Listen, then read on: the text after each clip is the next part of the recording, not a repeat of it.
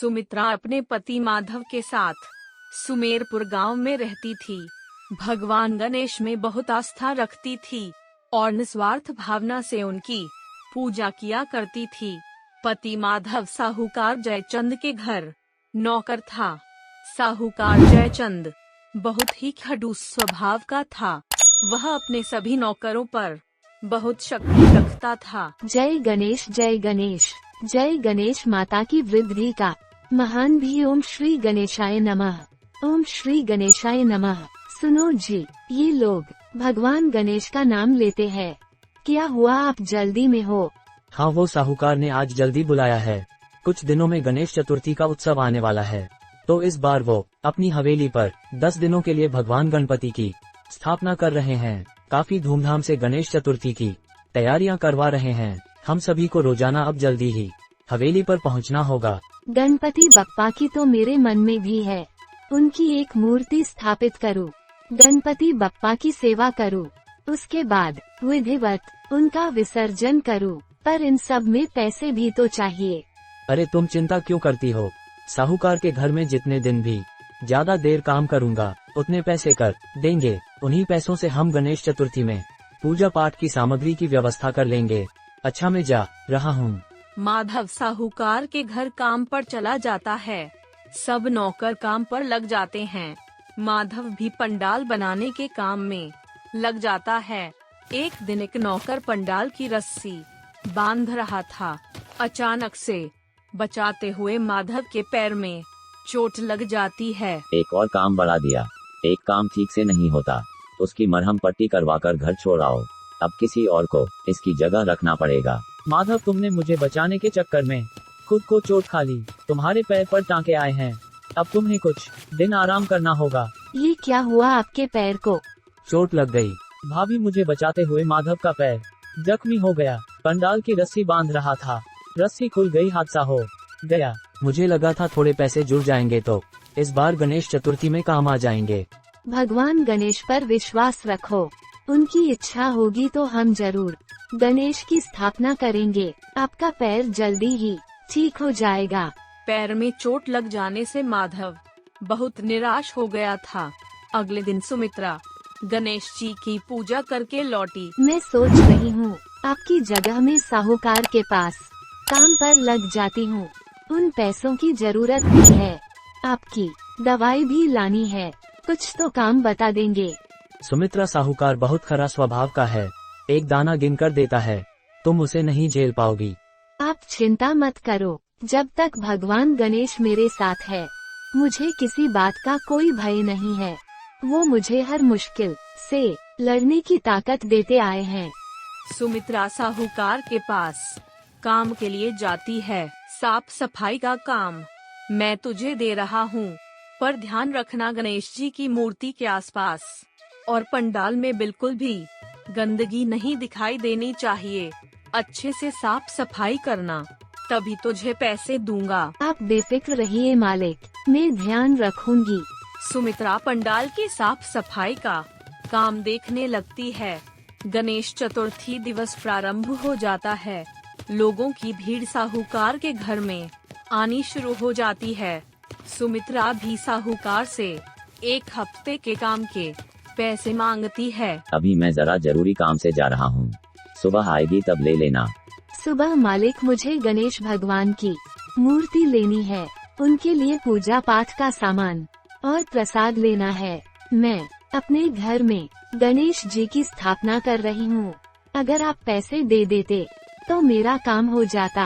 एक दिन की ही तो बात है, अभी मुझे अंदर वापस जाना पड़ेगा, फिर मुझे तिजोरी खोलनी पड़ेगी। अभी अपना काम चला लो, कल दे दूंगा। मालिक बहुत अड़ी निकाला। अरे मुरारी, अच्छा हुआ तू आ गया। यहाँ पर बहुत सारा काम है। एक काम कर, अपनी दीदी के पास से थोड़ा सामान लाना था। ठीक है जीजा जी, वैसे आपने गणेश चतुर्थी के उत्सव की सजावट बहुत सुंदर की हुई है। दर्शन करके ही हवेली के अंदर जाता हूँ। हाँ, अभी तो शाम की आरती के लिए सभी इकट्ठे होंगे। मुरारी साहूकार का साला है, वो गणेश चतुर्थी उत्सव के लिए यहाँ आया है। सुमित्रा भी घर चली जाती है। उसका मन उदास था, उसके पास पैसे नहीं थे। सुमित्रा के पास 50 रुपए रखे थे। एक ही मात्रा जिसकी वो एक छोटी सी भगवान गणेश की मूर्ति खरीद लेती है। उसके पास पैसे नहीं थे कि वो प्रसाद फल मेवा खरीद सके, इसलिए वह भगवान गणेश के आगे चीनी चढ़ा देती है। सुमित्रा शाम की आरती करती है कि तभी साहूकार पुलिस को लेकर उसके घर आता है। इंस्पेक्टर साहब, ये रही चोर। इसी ने पंडाल में रखी दान पेटी में से पैसे चुराए हैं और कहीं छुपाकर बैठी है। कैसी बातें कर रहे हैं मालिक, मैंने कोई चोरी नहीं की, मेरा विश्वास कीजिए। हे गणेश, मेरी मदद करो। मालिक, हम गरीब जरूर है पर चोर नहीं। मेरी पत्नी गणेश भगवान की बहुत पूजा करती है, वो ऐसा घिनौना अपराध नहीं कर सकती मालिक। जीजा जी, यह गरीब लोग ऐसे ही होते हैं, भगवान की झूठी पूजा भक्ति की आड़ में हाथ साफ कर लेते हैं। इन्हें ऐसे छोड़ना गलत है। चोर कौन रहा है साले साहब, ले जाए इंस्पेक्टर साहब और बंद कर दीजिए सड़ने को हवालात में। सुमित्रा और माधव रोते बिलखते रहे पर किसी ने भी उनकी एक नहीं सुनी। सुमित्रा को पुलिस ने जेल में डाल दिया। माधव का पैर ठीक नहीं था, वो बेचारा उसी हालत में पुलिस थाने पहुंचा, पर पुलिस ने उसे सुमित्रा से मिलने नहीं दिया। सुमित्रा भगवान गणेश का ध्यान करती है। माधव भी घर में स्थापित हुए गणेश जी की मूर्ति के सामने विनती करता है। उनकी प्रार्थना कैलाश पर्वत पर भगवान गणेश तक पहुंचती है। भगवान गणेश भक्त की पुकार सुनकर क्रोधित हो जाते हैं और साहूकार के सपने में दर्शन देते हैं। उठो, तुमने मेरी भक्त सुमित्रा पर जो चोरी का झूठा इल्जाम लगाया है, उस कारण मैं तुम पर क्रोधित हूँ। असली चोर मुरारी है। मेरे भक्त सुमित्रा को यदि तुम्हारे कारण कोई भी कष्ट हुआ तो मैं तुम्हें कठोर दंड दूंगा। जाओ इसी वक्त मेरे भक्त सुमित्रा को जेल से छुड़ा लाओ, यह मेरी आज्ञा है। इतना कहते ही भगवान गणेश अंतर्ध्यान हो गए। साहूकार घबरा कर उठा, पूरा पसीने से भीगा हुआ था, डरा हुआ था। सुबह भी हो चुकी थी। भगवान गणेश, मुझे क्षमा करें, इतनी बड़ी भूल हो गई। मैं अभी पुलिस स्टेशन जाता हूँ। जयचंद पुलिस स्टेशन जाता और मुरारी असली चोर है इस बात की गवाही देता है। पुलिस सुमित्रा को छोड़ देती है। सुमित्रा, मुझे माफ कर दें, मैंने तुझ पर चोरी का इल्जाम लगाया। कल रात भगवान गणेश मेरे सपने में आए थे और उन्होंने मुझे सारी सच्चाई बता दी। क्या भगवान गणेश स्वयं मेरे लिए आए थे? देखा, भगवान की लीला अपरंपार है। साहूकार मुरारी को आज के बाद अपने घर में न आने की धमकी देकर वहां से भगा देता है। सुमित्रा घर जाती है। की मात्रा माधव उसे देखकर खुशी के मारे रो पड़ता है। अगले दिन साहूकार सुमित्रा को उसकी मेहनत के पैसे देता है और साथ ही साथ कभी भी किसी के साथ पूरा न्याय करने की कसम लेता है। और फिर गणेश चतुर्थी के 10वें दिन विसर्जन होता है। तब तक माधव का पैर भी ठीक हो गया था। भगवान गणेश की कृपा से साहूकार ने बाद में सुमित्रा माधव दोनों को काम पर रख लिया और वो भी अच्छे स्थान पर। गणेश जी की कृपा से सुमित्रा और माधव दोनों की जिंदगी खुशियों से भर जाती है। जन्माष्टमी का त्योहार आ रहा था। सभी लोग इसकी तैयारियों में जुट अपने नन्हे कान्हा के लिए सभी कुछ न कुछ खरीद रहे थे। लेकिन छोटी सी प्रिया और उसकी माँ आरजू पर तो मुसीबतों का पहाड़ टूट पड़ा था। कुछ महीनों पहले तक जिस घर में खुशियाँ बसती थी, अब उस घर से खुशियाँ रूठ गई थी। आरजू का तो कन्हा के ऊपर से विश्वास उठ गया था, लेकिन नन्ही प्रिया को लगता था कि अगर कोई कुछ बदल सकता है तो वो कन्हा है। कान्हा, देखो ना, जन्माष्टमी आ रही है, लेकिन मेरे पास न तो तुम्हारे लिए वस्त्र खरीदने के लिए पैसे हैं और न ही तुम्हें भोग लगाने के लिए कुछ। कन्हा, 2 दिन से हमने कुछ नहीं खाया। माँ की तबीयत भी ठीक नहीं है, इसलिए वह बेचारी काम पर नहीं जा पा रही है। कान्हा, बिना भोग के बिना वस्त्र के मैं तुम्हारी पूजा कैसे करूँगी? अगर करूँगी तो तुम पूजा स्वीकार करोगे ना? बोलो ना, तुम कुछ बोलते क्यों नहीं हो? यह कहकर वो बेचारी फूट फूट कर रोने लगती है। तभी उसकी माँ आरजू कराते हुए उससे कहती है, तुम किससे बात कर रही हो बेटा? फोटो पत्थर ही पत्थर और पत्थर से कुछ कहकर क्या फायदा? मैंने कितनी पूजा की, इनकी कितने उपवास रखे, लेकिन बदले में मुझे क्या दिया? बदनामी। आज सभी लोग हमें बेईमान कहते हैं। तुम्हारा स्कूल छूट गया, हमारा घर छूट गया, हमें खाने के लाले पड़ गए। लोग पीठ पीछे में चोर बुलाते हैं। कान्हा की भक्ति से यही मिलता है, तो मुझे नहीं करनी पड़ती तो तू भी मत कर। ऐसा मत कहो, ऐसा मत करो, वो सब ठीक कर देंगे। जैसे मेरे कान्हा ने जेल तोड़कर जन्म लिया था, वैसे ही हमारे जीवन में चमत्कार होगा, माँ जरूर होगा। दूसरी रात के 12 बज रहे थे। जेलर रघुवीर सिंह अपने कुछ सिपाहियों के साथ जेल की गश्त पर निकला था। अब बड़ी ई की मात्रा, कुछ दिनों पहले ही उसका तबादला इस जेल में हुआ है। रघुवीर सिंह बहुत ही कड़क टाइप का जेलर है। गलत बात उसे बिल्कुल बर्दाश्त नहीं है। अपने सिपाहियों के साथ वो हर एक बैरक में तस्दीक कर रहा है कि सब कुछ ठीक है ना। इसी क्रम में बढ़ता हुआ वह बैरक नंबर 13 के पास पहुंचा। वैसे ही वहां से जोर से रोने की आवाज सुनाई पड़ी। उसने देखा तो अंदर एक कैदी जिसका नाम नारद था, वो रोए जा रहा था। सर यह पागल है। रघुवीर सिंह अपने हवलदार रामपाल को यह कह रहा था कि नारद ने चीखते हुए कहा कि मैं हिंसा में कसूरवार विदेशी मुद्रा नहीं ली। और नारद की बात सुनकर जेलर रघुवीर सिंह को पता नहीं उस पर गया हुआ था। उसने बैरक का दरवाजा खुलवाया। जैसे ही वो अंदर गया, उसका पाँव एक थाली से फिसल गया। उस थाली में जेल द्वारा दिया जाने वाला खाना था। और जैसे ही नारद कुछ बोलता, उससे पहले हवलदार रामपाल ने बीच में ही बोला, सर मैंने कहा ये पागल है, ये हमेशा ऐसा करता है। पिछले 10 महीने के समय से देख रहा हूँ। जानते हैं कभी तो ये 3 दिन तक खाना नहीं खाता। इससे कुछ कहो तो बोलता है कि मुझे छोड़ दो, मुझे घर जाने दो, मेरी पत्नी मेरे बच्चे भूखे हो गए। रामपाल की बात सुनकर नारद फिर से कहने लगा कि मेरी पत्नी और बेटी भूखी होगी, मुझे छोड़ दीजिए। रघुवीर सिंह ने उसे कुछ नहीं कहा और उस बैरक से बाहर निकल आया और सीधा अपने ऑफिस गया और नारद की फाइल पढ़ने लगा। नारद एक सरकारी ऑफिस में बहुत ही अहम पद पर काम करता था। सरकारी कामों की कई सारी टेंडर उसी की देखरेख में पास होते थे। नारद बहुत ही ईमानदार आदमी था। उसे जरा भी बेईमानी पसंद नहीं थी। एक दिन की बात है, वह अपने दफ्तर में टेंडर की फाइल चेक कर रहा था। तभी शहर का एक बड़ा बिल्डर शुक्ला सकी टेबल के पास आया और 5 चबाते बोला, और नारद क्या है? नारद जैसे शुक्ला को देखा तो उसका मूड ऑफ हो गया। तुम्हें कितनी बार कहा कि यहाँ आने की जरूरत नहीं है। अरे कंट्रोल नारद, आप अपना ब्लड प्रेशर बढ़ा रहे हैं। कहीं आपको कुछ हो गया तो भाभी का क्या होगा? शुक्ला के मुंह से अपनी पत्नी और बेटी के बारे में सुनकर नारद को और गुस्सा आ गया। उसने त्रिपाठी को डांटते हुए कहा, तुम्हें कोई जरूरत नहीं मेरी बीवी और मेरी बेटी की चिंता करने की। अभी मैं जिंदा हूँ। नारद से शुक्ला ने कहा, आप हमारा कहा नहीं मानते और हमारा टेंडर नहीं पास करते। कल के लड़के होकर तुम मुझे डरा रहे हो। मेरी जान भले ही चली जाए, लेकिन मैं कोई गलत काम नहीं करूँगा। नारद भावुक मत होइए और अपनी कीमत बताइए। मैंने कितनी बार कहा कि मैं बिकाऊ नहीं हूँ, और ऐसा ही मेरा शब्द है कि कीमत मिलनी चाहिए जो ऑफर आए। और सोने का नाटक किया। नोटों से भरा बैग बोर्ड था और नाक रगड़ने लगे।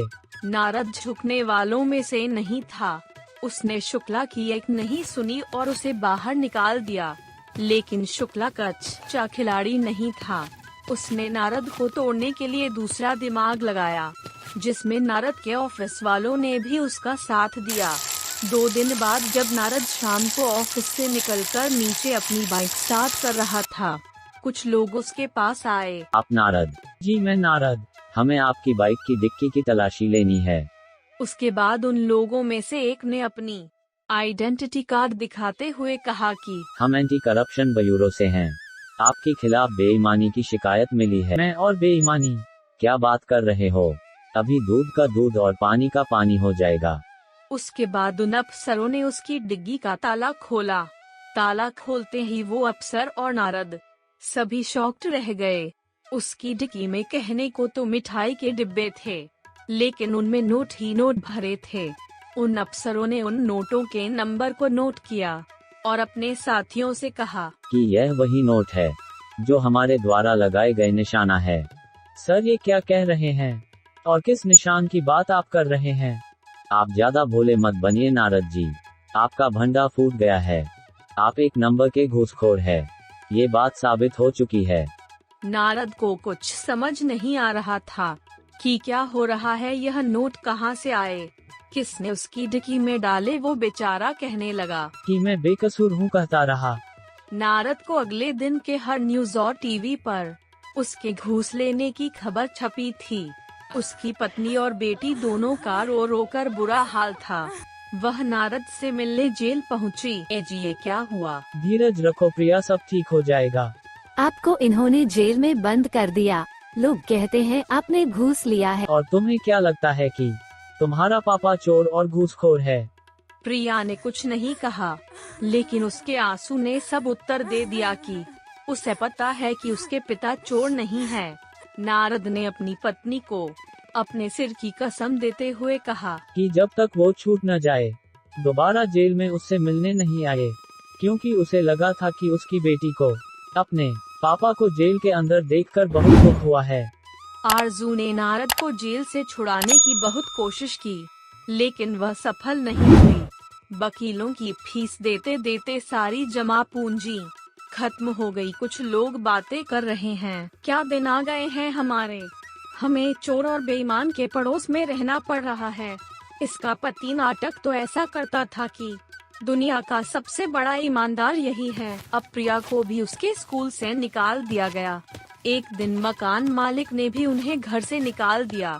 बुरे हालात में आरजू को झोपड़ी में रहना पड़ा और दूसरों के घरों में झाड़ू पोछा का काम करना पड़ा।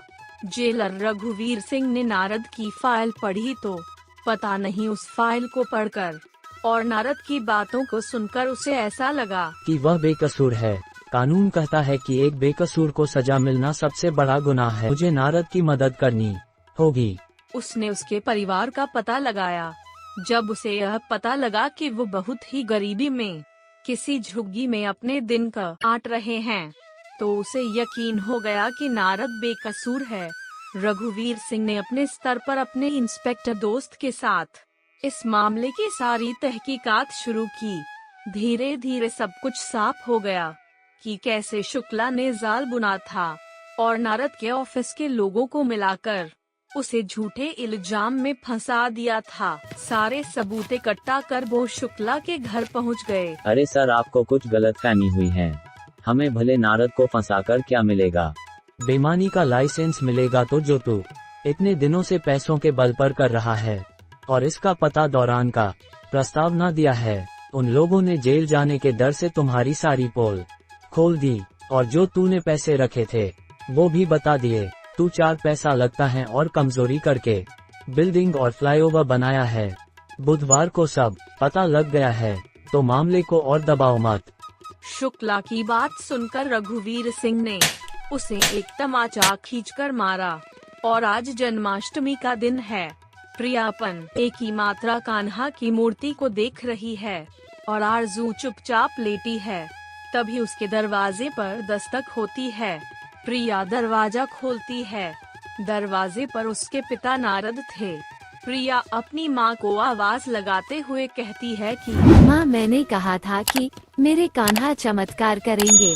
आरजू भागती हुई बाहर आई। बाहर अपने पति को देख उसकी आंखों में आंसू आ गए। नारद ने उसे बताया कि कैसे इंस्पेक्टर रघुवीर सिंह ने उसकी मदद की है। दोनों माँ बेटी रोते हुए रघुवीर सिंह के पैरों में गिर गए। रो मत, अब तो आपके आंसू के दिन खत्म हो गए। आपकी बेटी के कान्हा ने चमत्कार किया है। आरजू चमत्कार हो गया। कोर्ट ने आपके पति को बाइज्जत बरी किया है, बल्कि मेरी नौकरी भी वापस की है। प्रिया का विश्वास रंग लाया। जन्माष्टमी पर कान्हा ने उस घर की खुशियाँ फिर से वापस कर दी। अगर आपको ये वीडियो पसंद आया है तो प्लीज लाइक, सब्सक्राइब, कमेंट्स करें इस वीडियो पर और हाँ, शेयर करना ना भूलें। और भी मजेदार वीडियो देखने के लिए नीचे दिए गए बेल आइकॉन को दबाना न भूलें।